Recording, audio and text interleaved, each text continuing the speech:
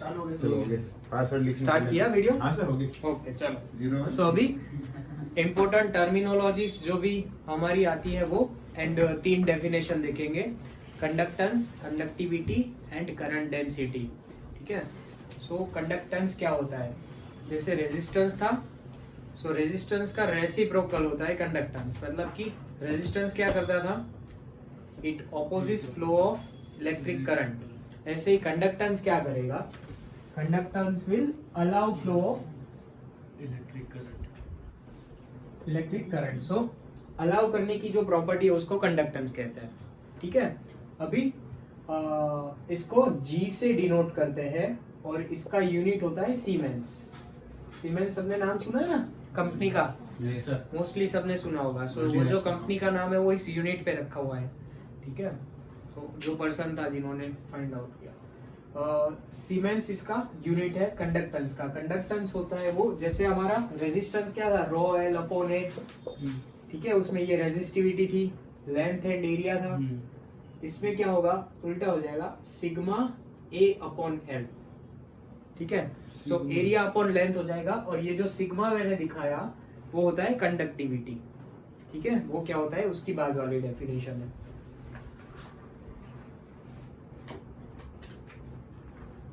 Conductivity क्या होता है?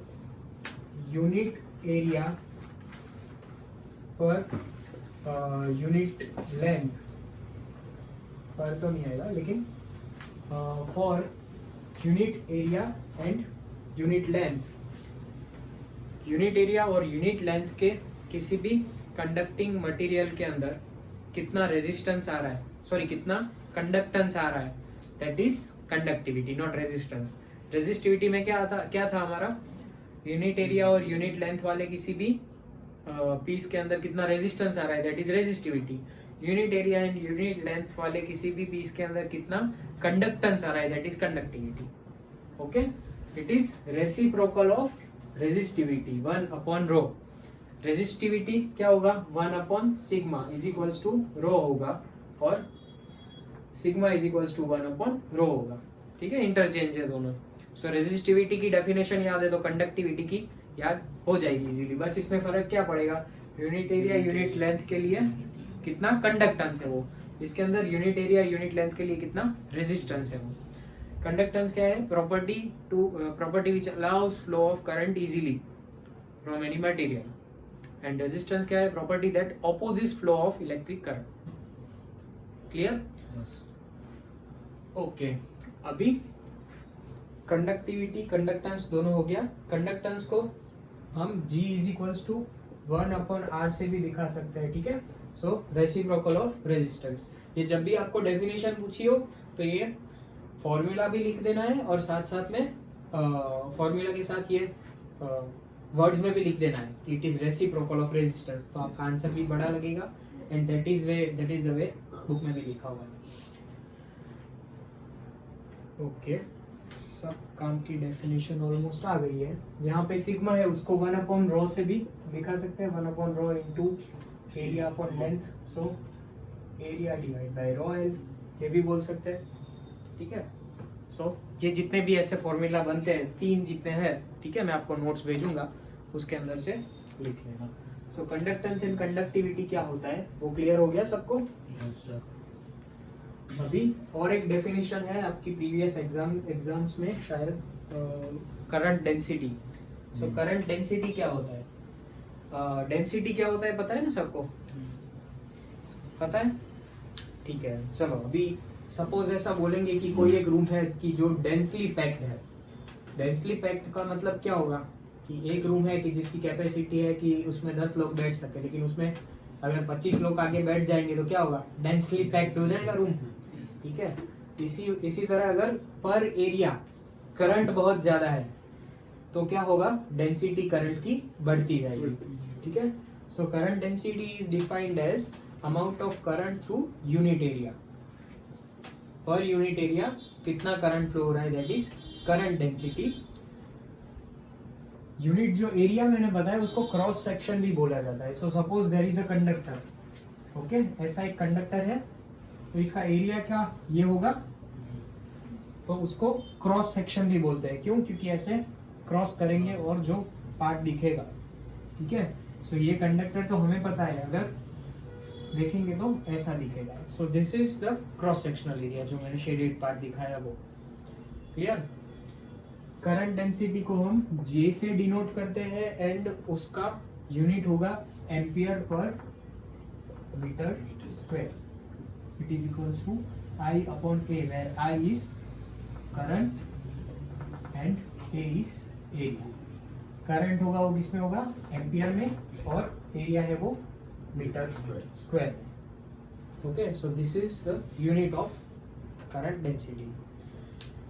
नेक्स्ट, अभी बहुत सारी टर्म्स आपने सुनी होगी कि इलेक्ट्रिक सर्किट है, नेटवर्क है, फिर KCL KVL पढ़ा, तब आया था junction and node, loop and mash. ठीक है, तो ये चारों चीजें क्या होती है और इनमें क्या क्या डिफरेंस है वो सर्किट के थ्रू देखेंगे। सो सर्किट क्या होती है? It is connected devices of active and passive source. ठीक है, active and passive elements, source नहीं, active and passive elements which are intended to flow of electric current. तो जिसके अंदर से करंट फ्लो हो रहा है या इंटेंड किया है कि उसमें से करंट फ्लो होगा, that is called electric circuit. ठीक है, इलेक्ट्रिक नेटवर्क क्या होता है? नेटवर्क ये है कि जिसके अंदर active and passive elements connect किए हुए हैं किसी भी मैनर में।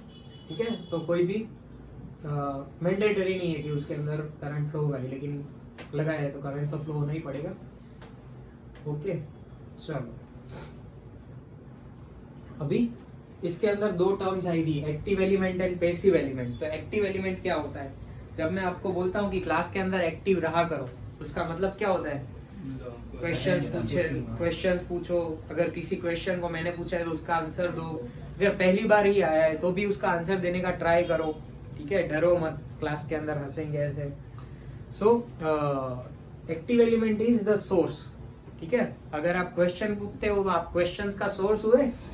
इसी तरह अगर कोई भी एलिमेंट है कि जो वोल्टेज दे रहा है या करंट दे रहा है, तो वोल्टेज का सोर्स होगा, करंट का सोर्स होगा। So those devices are active elements. And passive elements क्या होता है? The devices which are sink of energy. ठीक है, active elements are source of energy, कि वहां से हमें एनर्जी मिलेगी, वो सोर्स होंगे एनर्जी के। और पैसिव एलिमेंट्स क्या होता है? Sink of energy. So energy को जो एब्जॉर्ब करेंगे वो सब डिवाइसेस पैसिव एलिमेंट्स होते हैं। जैसे कि रेजिस्टेंस, तो रेजिस्टेंस में हमने देखा था कि करंट फ्लो होता है, उसकी वजह से हीट होती है। सो वो हीट कहाँ से आई? कहीं ना कहीं से एनर्जी तो ली होगी। इलेक्ट्रिकल एनर्जी जो सप्लाई की थी हमने, उसमें से उसने हीट में कन्वर्ट कर दिया इलेक्ट्रॉन्स को टकरा के कोलिजन से। So that heat energy is coming from electrical energy. So resistance is a sink of electrical energy. Okay, तो ये डेफिनेशन लिखते वक्त ध्यान रखना कि active element is a source of electrical energy. ठीक है, ऐसा भी हो सकता है कि इलेक्ट्रिकल एनर्जी का सोर्स है लेकिन किसी और एनर्जी का सिंक है, क्योंकि वो भी कहीं से लेके आएगा ना। सपोज सोलर पैनल है तो वो फोटॉन्स का सिंक है एंड इलेक्ट्रिकल एनर्जी का सोर्स है, इसी तरह। ओके, सो एक्टिव एलिमेंट क्या होता है? क्लियर। पैसिव एलिमेंट क्या होता है? क्लियर। अभी कुछ ऐसे एलिमेंट्स भी होते हैं जैसे कि कैपेसिटर है या इंडक्टर है। Capacitor and inductors are working in such a manner that they store energy and then supply it. और वो भी कैसे? सर्किट कंडीशनिंग के लिए फ्रैक्शन ऑफ सेकंड्स में, मतलब बहुत ही कम टाइम के लिए वो सप्लाई करते हैं मेंटेन करने में। ठीक है, वो कैसे होता है वो आगे आप रेक्टिफायर्स पढ़ोगे 3rd सेमेस्टर में, उसमें आएगा। लेकिन अभी के लिए बस इतना समझ लो कि कैपेसिटर एंड इंडक्टर एनर्जी को स्टोर करता है। सो वो स्टोर की हुई एनर्जी को यूज करेंगे, सो that is not a source of energy.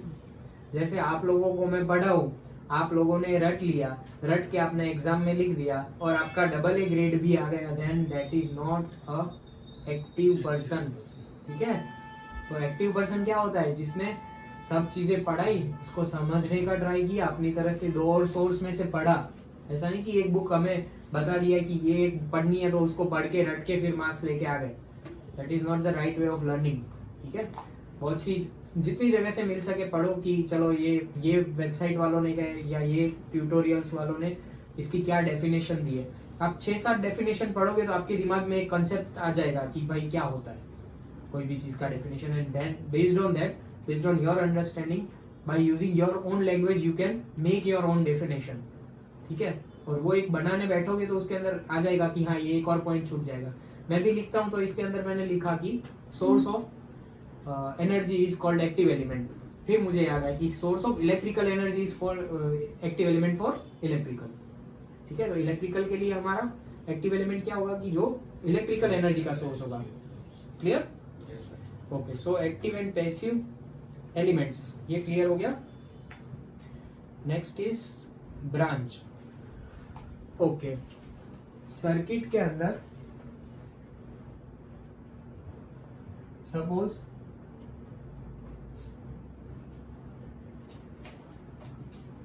ये 4 पॉइंट है, सो ये 4 पॉइंट के बीच में जो एलिमेंट लगा है वो क्या होगा?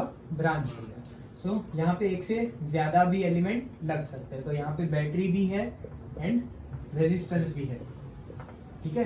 तो ये branch A B, branch B C and branch C D, और ये ब्रांच ए डी या डी ए दोनों बोल सकते हैं, ठीक है। So that is called a branch. अभी जंक्शन एंड नोड क्या होता है? So junction is anything which has any point which has 3 or more number of branch at that point, ठीक है। सो सपोज ये डी पॉइंट है, यहां से एक और ब्रांच लगी हुई है, ठीक है, R4 की। तो ये जो पॉइंट डी हुआ वो क्या होगा? एक जंक्शन होगा, ठीक है।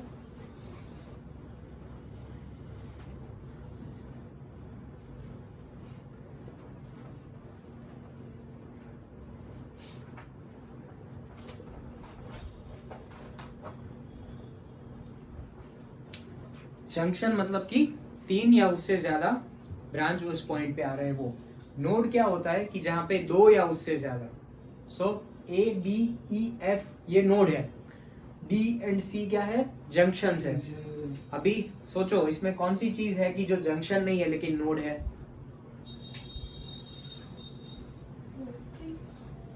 जो जंक्शन नहीं है, जंक्शन नहीं है लेकिन नोड है। A B E F junction नहीं है। A B E and F, very good, ठीक है। So A B E and F क्या है? नोड है लेकिन जंक्शन नहीं है। क्यों? जंक्शन के लिए 3 ब्रांच आने चाहिए, ठीक है। और डी एंड सी क्या है? जंक्शंस है। तो सारे के सारे नोड्स तो है ही, लेकिन जंक्शन कौन कौन से? D and C. So all junctions are not nodes but all nodes, sorry, all nodes are not junctions but all junctions are node। जितने भी जंक्शन है वो नोड तो होते ही है, क्योंकि उसके अंदर 3 या उससे ज्यादा होना चाहिए, तो वो 2 से ज्यादा तो हो ही गया सब चीजें। सो सब जंक्शन को नोड बोल सकते हैं लेकिन सब नोड को जंक्शन नहीं बोल सकते। ओके, ये अभी समझ में आ गया ना? बस उसके हिसाब से आपको लिखना आना चाहिए, और उसके लिए आप प्रैक्टिस करो लिखने की, ठीक है। जर्नलिंग करोगे ना तो वो अच्छे से आ जाएगा। खुद कुछ लिखने का ट्राई करो, कुछ न्यूज आर्टिकल पढ़ लिया और उसको लिखने का ट्राई करोगे, then also that will help. Even आप रोजमर्रा की बातें की भी लिखोगे ना एक बार, तो प्रैक्टिस हो जाएगी कि कैसे एक्सप्रेस करना है अपने आप को। फिर पढ़ोगे तो पता चलेगा हाँ यहाँ पे ये इम्प्रूव करने की जरूरत है, ऐसे नहीं लिखना था। सो वो इलेक्ट्रिकल में भी आ जाएगा अगर एक बार लिखना स्टार्ट कर दिया तो। Loop and mash. अभी लूप क्या होता है? कोई भी पॉइंट से स्टार्ट होके उस पॉइंट को रिपीट किए बिना उस पॉइंट पे वापस आना, ठीक है। सो सपोज हम पॉइंट ए से स्टार्ट करते हैं और घूम के वापस पॉइंट ए पे आते हैं, लेकिन उसमें पॉइंट ए रिपीट नहीं होना चाहिए। So A B C B A D E ये ऐसे नहीं चलेगा क्योंकि ए रिपीट हो गया। सो A D C B A ये एक लूप हुआ। A D E F C B A ये भी एक लूप हुआ। And D E F C D ये भी एक लूप हुआ, ठीक है। तो इसमें टोटल कितने लूप है? 3 लूप है। तो ये लूप हुआ। मैश के अंदर क्या होता है कि बीच में कोई ब्रांच नहीं आनी चाहिए, ठीक है।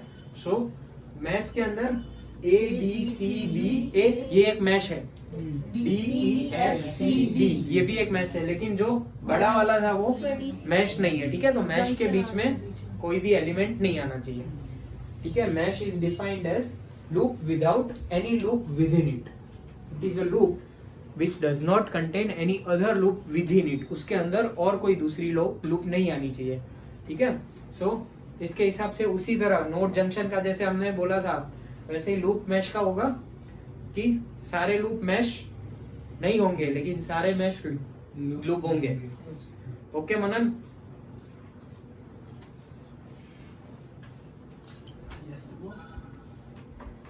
ओके, बंद करी दो હવે।